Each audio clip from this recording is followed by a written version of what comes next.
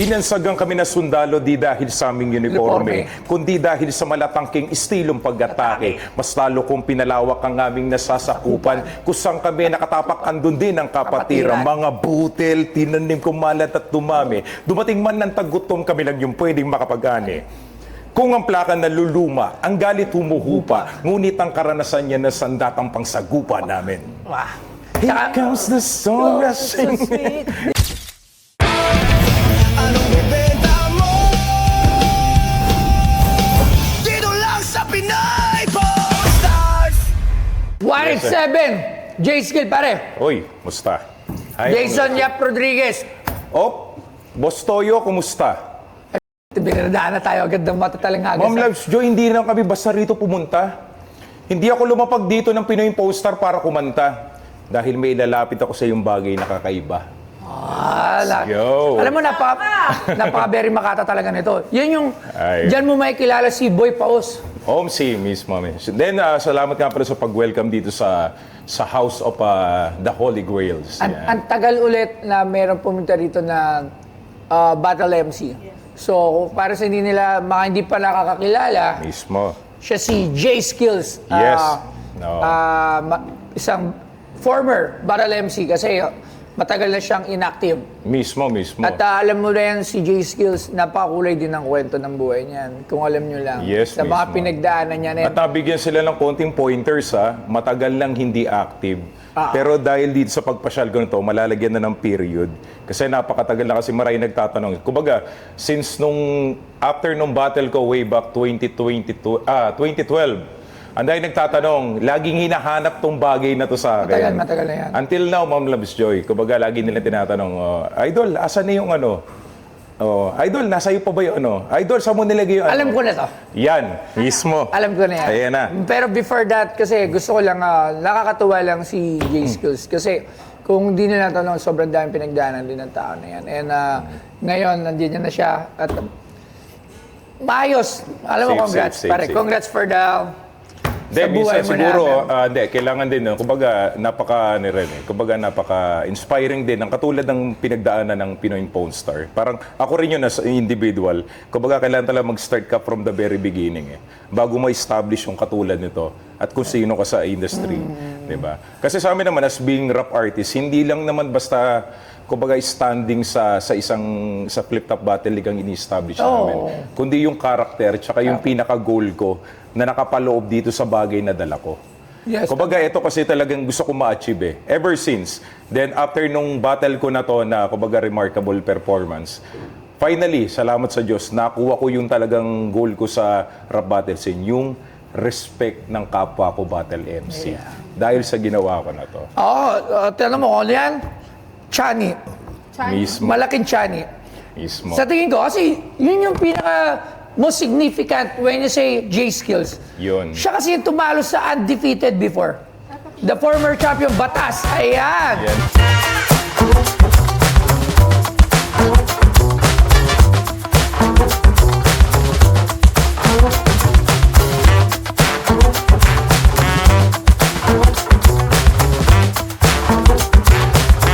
Alam mo ba? Si J Skills, aka Roberto Boy Paos, ay isang Filipinong battle rapper mula sa Manila na mas kilala bilang isa sa mga MC ng Flip Top Battle League. Nakilala siya dahil sa kanyang matapang na delivery, street style na liriko, at agresibong persona sa rap battles. Isa siya sa mga veteranong pangalan sa lokal na battle rap scene at naging bahagi ng pag-usbong ng Flip Top noong mga unang taon nito. At ngayon, magbebenta si J Skills sa PP Stars ng Chani ng kanyang lola na ginamit niya sa flip-top battle laban kay Batas. Nasa Chani pa lang ng lola ko ay kikilabutan ka na. Ayan. Bakit lagi siya may ganito? Hindi, dyan lang sa laban na yan. Yan, sa laban Siya yan. Ang laban... Kalbo ka po ba? Until Nakakap. Kalbo pa rin siya. Siya si J Skills. Ayan. Ako kakalala ko si Kuya, pero hindi ko... Well, actually, yung battle na yan, Ma'am Loves Joy, May pirma. Mismo. At Sino? Yan. At yung... skills, Yan. tsaka, ano? So, I love... Sino pirma nun? Yan. Salamat sa... Sa pagmamahal. Yan. One life, one love. Yan. Then pinirma ko yan right after nung battle ko na yan. I think 2012 bata, doon sa flip top. Okay. Para din sa mga hindi nakakalam, when you search YT, ang kalaban niya dyan is dating undefeated. Yes, mismo. Kumbaga yun yung... Ikaw ang unang nagbigay ng talo. Mismo. Ano ba, one-time champion pa lang siya niya, no? Mismo. Hindi pa siya yung two times. Hindi pa. One time, di ba? Oo. Tapos natalo siya. Walang iba kundi, syempre, si Batas. Kilala mo Yan, si si Batas? Batas, yan. Yung... Maray siya. Yeah. So, bawal sabihin yun, syempre. bawal yun, Yeah. Bawal na. Yun yung lagi na sinasabi niyan. So, kakwento mo. Kumbaga, nung time kasi na yan, never pa akong tumatapak sa flip-top league. Kumbaga, nagkaharap kami ni Batas pwede ko naman i-mention Sige. sa Sunugan Rap Battle. Pero the problem is, yung Sunugan kasi, it's parang showcase lang siya. So, undecidable. Walang nanalo, walang natalo. Still, kumbaga yung rap battle sinun, biglang paangat na eh. So, questionable. Gusto na yung makita ng talagang totoong battle na talagang 100% ibubuhos. So, nakapag-usap kami ni Enigma noong time na yon, but hindi natin gawin sa flip-top. Yes. Tsaka kumbaga, kasi nga, walang nanalo, walang natalo yung laban namin sa Sunugan. So gawin natin to sa may mga judges naman. Pero sa akin kasi, ako as being rap battle MC, kumbaga, mahilig kasi ako sa mga risk. Mahilig akong humarap ng challenge. Risk taker, Kumbaga, oo. nung tinanong nila, sino gusto mong makalaban? Sabi ko, syempre bigay mo sa akin yung pinakamalakas. Syempre, kahit naman sino, Yo. ang pangit na mentality nun kung pipiliin mo yung pinaka-list. Oo, mismo. Parang Manalo ka. playing safe ka. Sabi nga, the bigger the risk, the bigger the reward. So, natalo niya. Oo. Yung isa sa pinakamalaking battle MC on that time. Tsaka iba kasi iba yung motivation ko nung time na yun. Tsaka yung kumpiyansa ko. Kumbaga kung pwede lumagpas sa 100%, andun yun, sobra-sobra. Kasi gusto kong i-depend. Kumbaga yung mga dating tinalo niya, kumbaga this time ipapakita ko kung ano yung ugali at skills na meron ng mga taga-Tondo. Actually, nagulat lahat din sa flip-top world. Expected nga nila matatalo ako dyan ng battle na yan. So, no one expected na siya yung mananalo dito. Then eto naman si Chane. Kumbaga it's not just Chani lang. Kasi sa akin eto kasi ang kung di ako nagkakamali, eto ang kauna-unang beses na may gumamit ng props sa isang rap battles. Ngayon kasi, madami na eh. Costume, props, na siya, nagiging, Pagkatapos ito, sila Looney. Oo. Yan, di ba? Pero sa akin ni minsan, hindi ko siya kinlaim na akong creator o ako ang una nakaisip niya idea yan. Kasi after nito, nung nakita nila, ang reaction nila, uy, Pwede. Okay Pwede, di ba? Coming from nowhere, isang rap battle, Bigla may tapos props. biglang gagamit ka ng props. Pero sa akin, speaking of props, hindi ako against sa iba na gumagamit. Sa akin, kumbaga, kinukonsider ko siya na parang credits to me. Uy, salamat. Bakit?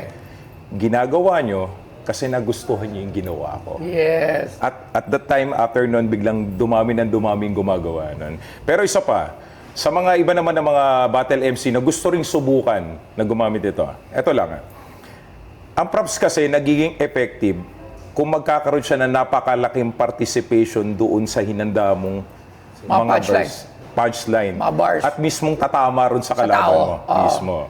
Kailangan may connection. Di ba si Batas, kilala natin. Mahaba yung balbas.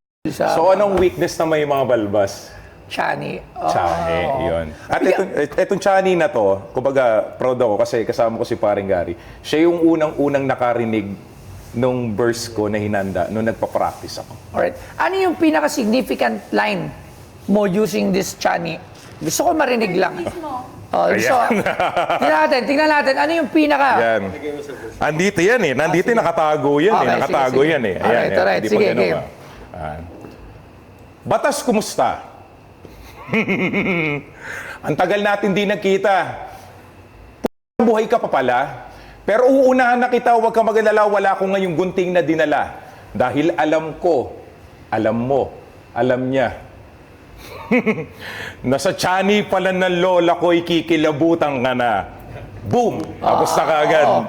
Ano na yun? Ayun na. Gano'n na yun. So, di ba? Yun. Then after nun, kumbaga, kumbaga naglaro na lahat, tumatak na. Kumbaga even kay Mark, hindi, maraming shoutout nga pala kay Batas. Kumbaga si Batas kasi talagang bukod tanging battle MC na pinaghandaan ko. Kumbaga pinanganak akong maging rap battle MC sa Flip Top para lang kay Batas noong time na yan.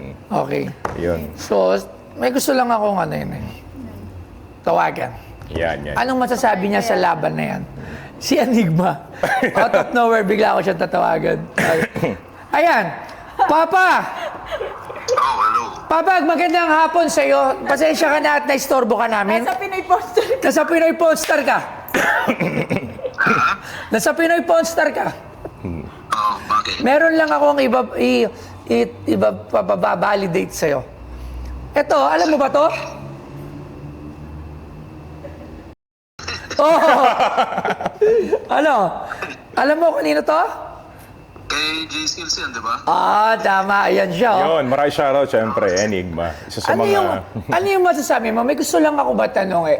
Asan, ikaw yung CEO, ikaw yung founder ng longest and most viewed Flip top. rap battle league sa buong mundo. Si J-Skill ba ang unang-unang battle MC sa liga mo na nagdala ng props? Hindi yata siya yung una. May mga iba naman nakapagdala na ng props bago sa kanya. Meron. So, sige. Ano yung sabihin mo, Papa? Pero siguro yung baka pagdating sa yung props na talagang na Tumatak. yan na talaga siguro. Oo, kumbaga ito yung na-highlights na gumamit na props. Yung iba parang baliwala lang. Ganon. Hindi naman baliwala, pero yan, tumatak talaga yan. Yan ba yan? Skills? Parang lumiit Ano na? Yan dati. Parang lumit daw. Ayan, pinaframe niya pa yun. Ayan. So, ayun lang, gusto ko lang itanong na, gaano ba i-rate mo yung level ng laban ni J-Skills tsaka ni Batas? Yung magnitude ng laban nila. Ano yung rate mo doon? Malaking bagay yun dahil isa sa mga hindi ko malala kung unang talo mismo ni Batas yun, pero isa sa mga una o di kaya isa sa mga Unang talo. na talo niya. Unang talo ata. So, yung magnitude ng laban nila, talagang humongous ba? Talagang no? Oo, malakas yan. Alright. So, yun lang. Pati kumbaga yung kung tama ba Skills, parang ikaw isa sa unang unang malaking representasyon ng 187 sa Flip Top. Oo, Arik. Yun, sobra. Kumbaga, kasi, di ba, nag-deal tayo nun. Kumbaga, maraming nagtatanong. Sabi nga, ba't hindi natin gawin sa Flip Top? Kasi iba yung ambience nung sa sunugan kasi kumbaga walang nanalo, undecidable kung sino natalo. So sabi ko, nakapag-usap kami ni Enigma no, sabi ko, sige, Rick, gusto ko ng challenge, gawin natin sa Flip Top. Syempre, kung lalaban ka rin lang lahat, syempre sa lahat ng liga. Tsaka good thing kasi nung time na yun, kasi yun yung prime talaga ni Batas eh. Siya yung talagang undefeated nung time na yun. Kumbaga, napakalakas. So yan. Di ba parang siyempre si Smog, 187 naman talaga si Smog, pero kumbaga mas batang henerasyon si Smog ata ng 187 no? So si Skills parang siya na yung parang kumbaga OG 187 na lumaban sa Flip Top. Alright, so ayun, maraming salamat Papa Pare. Pero Papa Pare, meron lang ako tanong, paano pag si Kairam nagbenta dito, tatanggapin ko ba? Dapat siya yung magbayad sa'yo nun eh. Sige. Shout out kay Enigma. Salamat, Papa Pare. Salamat. Thank you for taking the call. Thank you very much. Salamat. Thank you. Ingat kayo dyan. Sige, thank you. So, ayun. Nakita nyo, ang the founder, the president, the CEO, walang iba. Para sa akin, the greatest battle league in the whole wide world. Sa buong mundo. Para malaman mo lang, yung burst mo sa We Don't Die, We Multiply. Yung mga paborito ko yan. Doon sa may parang tattoo shop ba yun? Oo, Tattoo shop, di ba? Gusto ko lang marinig, pre. Pwede ba ang isa lang? Oo naman. Sige. Ba't di pa isa? Gusto mo isang buong pagmamahal na? Gusto, para lang, alam na nila. Yun yung kakapost ko lang yan recently talagang Oy, salamat nga pala. Salamat. Talagang, Sobra, hindi, sobra, aminado sobra. talaga ako, idol. Kaya nga nung isang best, kasama ka ba nun yung tinry ko na buuin yung One It Set to perform, yung sa... Mismo.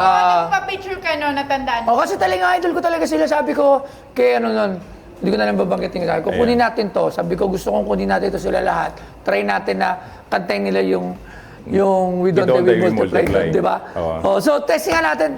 Isa nga lang, Papa. Oy, walang problema. Kasi Sige. din, binansagan kami na sundalo di dahil sa aming uniforme, kundi dahil sa malatangking istilong pag-atake. Mas lalo kong pinalawak ang aming nasasakupan, kusang kami nakatapak andun din ang kapatiran. Mga butil, tinanim kumalat at dumami. Dumating man ng tagutom, kami lang yung pwedeng makapag-ani.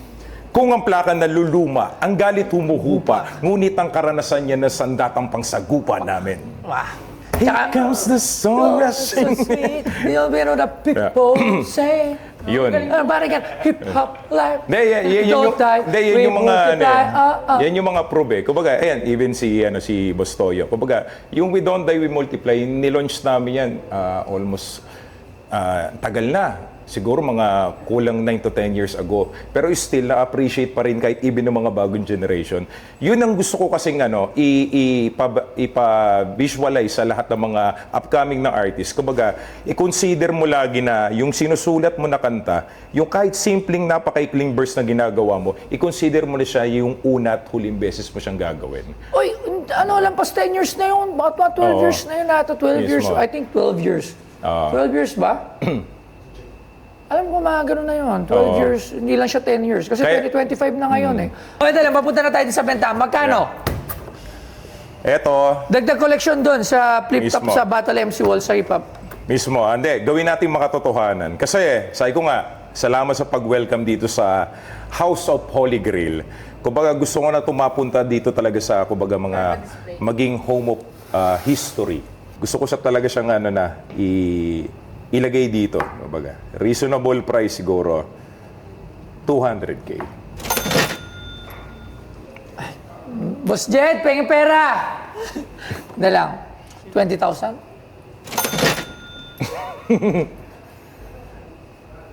Uh, 150 was toy.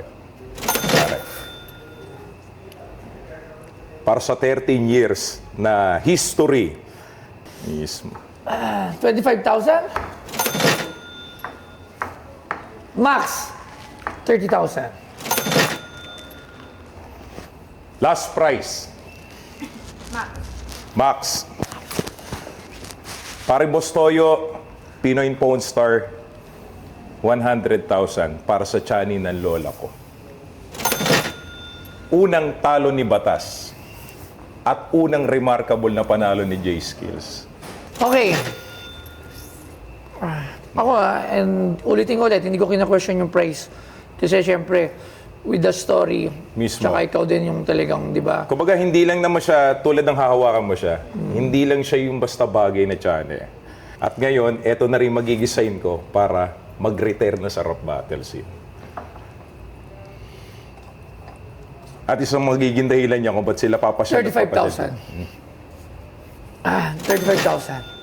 35. Parang Gary. Ang palagi. Ako yun na yung last, 35,000. 50, pare. Yan! May kasama pang freestyle. Freestyle na walang lyrics. Pero wala nang comment, wala nang... Last na talaga. 37,500. Yun na yung last na mabibigay ko. 37,500. Dalaw-dalawin mo na lang. 37,500.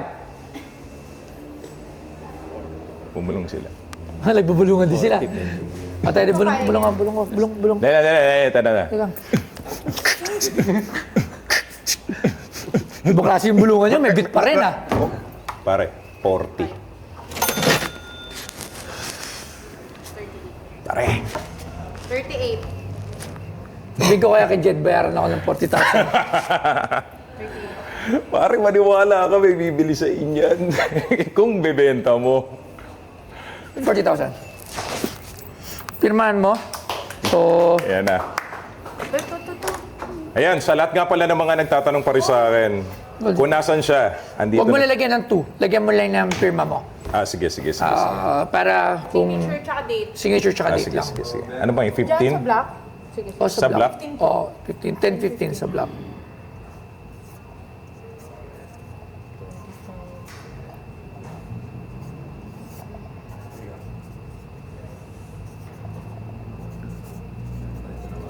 Yung pangalan. Wag na. May na J Skills. Alright, thank you very much. Yeah, salamat. Thank you.